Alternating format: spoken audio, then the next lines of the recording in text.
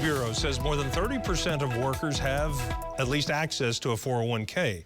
But some employees may not be taking advantage of the program or even really understand exactly what a 401k is. So this afternoon, our financial expert, Paul Hood, is going to join us with some advice. Thanks for being here, and Merry Christmas, You by too, the way. my friend. Absolutely. Let's talk about 401ks for somebody who, okay, they're not exactly sure what this thing is, but man, it is a beautiful thing if you start early. It is. Well, you know, Craig, people go through two phases in life. The first phase is the accumulation phase of life. And you want to accumulate as much assets because those assets are what's going to buy back your time. Because we go to work, we trade hours for dollars, and then eventually if we get enough assets, we can buy back our time. So a 401k was put in place to facilitate people putting money in, because there's a concept called dollar cost averaging that's almost foolproof. You can't really lose unless you invest speculatively. So if you have a S&P 500 fund or one of those, and you put money in every single month, if the stock market's high, yay, your value's high. If the stock market's low, double yay, because you're buying things on sale. People do the opposite, though.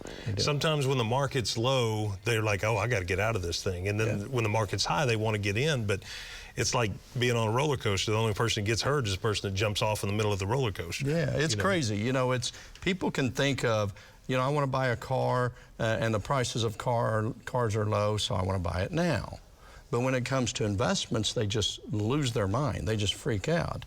And, Warren Buffett even says, be greedy when other people are fearful, and fearful when other people are greedy.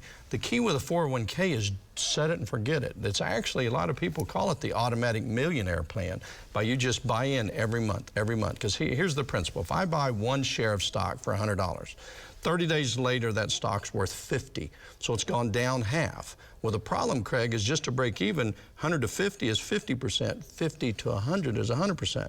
So if your portfolio drops 50%, you have to double just to break even. Well, if you put another $100 in, you now buy 2 shares. So your average cost that you have in those 3 shares is only $67. So it only has to go up to $67 to break even instead of 100. So it lowers your average cost basis. And of course, we see down times in the stock market or up times, but traditionally it's around 10%, right? Yeah, Every over time, and you just got to do it and not let emotion get involved.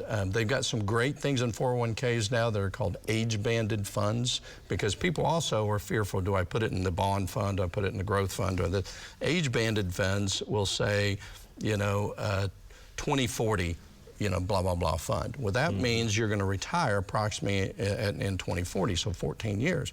And as you get closer to retirement, the fund get more conservative. So it's diversified, so you don't have to think. So put money in every single month, put it in one of those funds, and forget it. You reduce your risk that way, in other words.